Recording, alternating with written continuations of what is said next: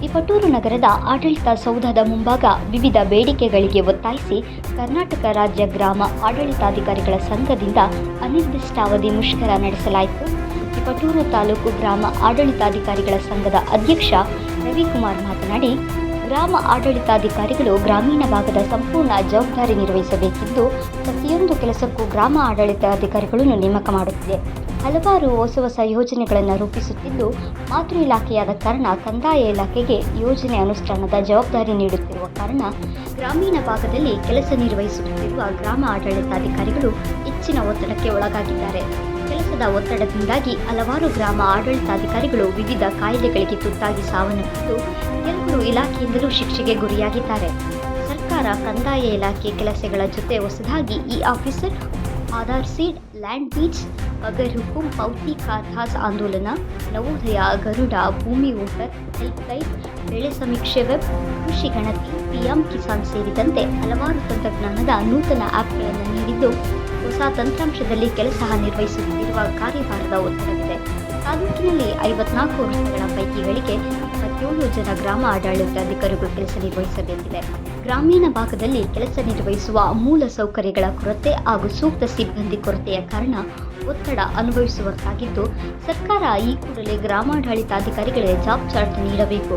ಪ್ರತಿ 10 ವರ್ಷಕ್ಕೊಮ್ಮೆ ಪದೋನ್ನತಿ ನೀಡಬೇಕು. ವಯಸ್ಸಿನ ಜ್ಯೇಷ್ಠತೆ ಆಧಾರದಲ್ಲಿ ಗ್ರಾಮಾಡಳಿತಾಧಿಕಾರಿ ಗ್ರೇಡ್ 1 ಮತ್ತು 2 ಎಂದು ವರ್ಗೀಕರಿಸಿ ಪದೋನ್ನತಿ ಸವಲತ್ತು ನೀಡಬೇಕು. ಸಿಬ್ಬಂದಿಗಳು ಕೆಲಸದ ಅವಧಿ ಹೊರತುಪಡಿಸಿ ಬೇರೆ ಸಮಯದಲ್ಲಿ ಮೇಲಾಧಿಕಾರಿಗಳು ಕೆಲಸ ನೀಡದಂತೆ ನಿರ್ದೇಶನ ನೀಡಬೇಕು.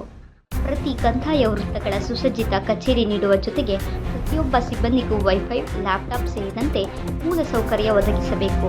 ಗ್ರಾಮ ಆಡಳಿತಾಧಿಕಾರಿಗಳನ್ನು ಅಂತರ್ಜಿಲ್ಲಾ ವರ್ಗಾವಣೆ ಮಾಡಬೇಕು ಎಂದು ಒತ್ತಾಯಿಸಿದರು. ಗ್ರಾಮ ಆಡಳಿತಾಧಿಕಾರಿಗಳಿಂದ ಮನವಿ ಪತ್ರ ಸ್ವೀಕರಿಸಿ ಮಾತನಾಡಿದ ತಹಸೀಲ್ದಾರ್ ಪವನ್ ಕುಮಾರ್, ಗ್ರಾಮ ಆಡಳಿತಾಧಿಕಾರಿಗಳು ಹಲವಾರು ಬೇಡಿಕೆಗಳಿಗೆ ಒತ್ತಾಯಿಸಿ ಪ್ರತಿಭಟನೆ ನಡೆಸುತ್ತಿದ್ದು, ಗ್ರಾಮ ಆಡಳಿತಾಧಿಕಾರಿಗಳಿಗೆ ಗ್ರಾಮೀಣ ಪ್ರದೇಶಗಳಲ್ಲಿ ಇರುವಂತಹ ಕಾರ್ಯಭಾರದ ಒತ್ತಡಗಳ ಬಗ್ಗೆ ಮೇಲಾಧಿಕಾರಿಗಳ ಗಮನಕ್ಕೂ ಸಹ ತರಲಾಗಿದೆ. 17ಕ್ಕೂ ಹೆಚ್ಚು ಹೊಸ ತಂತ್ರಾಂಶದ ಆ್ಯಪ್ಗಳನ್ನು ನೀಡಿರುವ ಕಾರಣ ಕೆಲಸದ ಒತ್ತಡ ಹೆಚ್ಚಾಗಿರುವುದು ಸಹಜ. ಆದರೆ ಕೆಲಸದ ಒತ್ತಡ ಕಡಿಮೆ ಮಾಡಲು ಸರ್ಕಾರವೂ ಸಹ ಹಲವಾರು ಕ್ರಮಗಳನ್ನು ಕೈಗೊಂಡಿದ್ದು, ಸಿಬ್ಬಂದಿ ನೇಮಕಾತಿ ಹಾಗೂ ಮೂಲ ಸೌಕರ್ಯ ನೀಡಲು ಕ್ರಮ ವಹಿಸುತ್ತಿದ್ದು, ಸಾರ್ವಜನಿಕರಿಗೆ ತೊಂದರೆಯಾಗದಂತೆ ಸಹಕರಿಸಲು ಸಿಬ್ಬಂದಿಗೆ ಮನವಿ ಮಾಡಲಾಗಿದೆ. ನಮ್ಮ ಗ್ರಾಮ ಆಡಳಿತಾಧಿಕಾರಿಗಳ ಬೇಡಿಕೆಗಳನ್ನು ಸರ್ಕಾರದ ಗಮನಕ್ಕೆ ತರಲಾಗಿದೆ ಎಂದು ತಿಳಿಸಿದರು. ಕಂದಾಯ ನೌಕರರ ಸಂಘದ ಅಧ್ಯಕ್ಷ ರವಿಕುಮಾರ್ ಮಾತನಾಡಿ, ಗ್ರಾಮ ಆಡಳಿತಾಧಿಕಾರಿಗಳ ಸಂಘದ ಹೋರಾಟಕ್ಕೆ ಕಂದಾಯ ನೌಕರರ ಸಂಘ ಸಂಪೂರ್ಣ ಬೆಂಬಲ ನೀಡುತ್ತಿದ್ದು, ಸರ್ಕಾರ ಕೂಡಲೇ ಈಡೇರಿಸಬೇಕೆಂದು ಒತ್ತಾಯಿಸಿದರು. ಪ್ರತಿಭಟನೆಯಲ್ಲಿ ತಿಪಟೂರು ತಾಲೂಕು ಗ್ರಾಮ ಸಹಾಯಕರ ಸಂಘ ಸಂಪೂರ್ಣ ಬೆಂಬಲ ಸೂಚಿಸಿ ಪ್ರತಿಭಟನೆಯಲ್ಲಿ ಭಾಗವಹಿಸಿದರು. ಗ್ರಾಮ ಆಡಳಿತಾಧಿಕಾರಿಗಳ ಸಂಘದ ಉಪಾಧ್ಯಕ್ಷ ರವಿಶಂಕರ್, ಕಾರ್ಯದರ್ಶಿ ದೀಪಕ್ ಬೂದಾಳ್, ರವಿಕುಮಾರ್, ಗ್ರೇಡ್ 2 ತಹಸೀಲ್ದಾರ್ ಜಗನ್ನಾಥ್, ಭವ್ಯ, ಯಮುನಾ, ಶಾಲಿನಿ, ಮನುನಾಯಕ್, ಶಿವರಾಮ್, ಶ್ರೀ ಹರ್ಷ ಸೇರಿದಂತೆ ಮುಂತಾದವರು ಭಾಗವಹಿಸಿದ್ರು.